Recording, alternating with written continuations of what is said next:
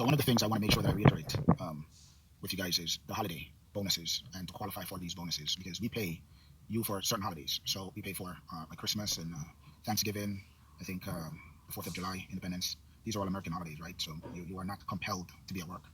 You may choose to come to work because the offices are usually open. However, we pay you a full day's pay, so 8 hours. But it has caveats, right? So you have to ensure that you are at work in the week that is happening, right? So for example, the week of Thanksgiving, you have to be at work on your schedule. So if you're scheduled to work every single day that week, excluding Thanksgiving because that would be optional, right? The actual day, you must honor your schedule in order to qualify. Secondly, you have to be with the company for at least 90 days, right? So if you're brand new, you're not going to get the holiday pay. You haven't been vetted. You're not seasoned enough. So you have to be with us at least 90 days prior to that holiday for you to qualify for the holiday pay. And you have to have been with the company. You have to honor your schedule during that time period. It's very important because what happens is we usually get a lot of abuse. And so we have to make changes. People will come to work recognizing that they're going to get that particular day off. They choose not to come to work the day before or the day after.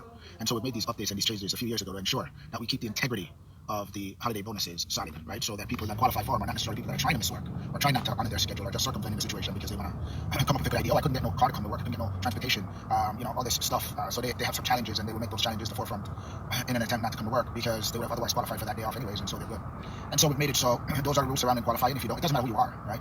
From the highest to the lowest level. In order to qualify for the bonuses, this is what you have to do. Now, if you do come to work on the day, the holiday, it's not a Jamaican holiday most of the time, right? So some of the time it is. But if you do come to work, we pay you time and a half for that day. So let's say you work $1,000 that day, you would get $1,500 time and a half that day. Plus, you would get the holiday bonus, the 8 hours for that day. Do you understand? So that is the way it works. Hopefully no one questions because these are just the rules surrounding holiday bonuses, and just govern yourself accordingly and you'll qualify. We want everyone to qualify. But it's sad because most of our rules and regulations are geared towards people honoring their schedule. This is what you agreed to when you agreed to take this job. You never agreed to days off, right?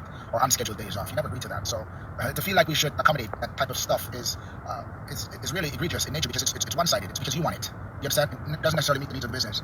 And so when we agreed to the days that you would have off, and we agreed to the days that you'll be working. You should work those days, every single one of them. And it's so crazy because we've had to incentivize people just to be at work when they're supposed to be at work. We have a holiday bonus that most of you don't even qualify for. Why? You can't honor the schedule that you agreed to when you got this job.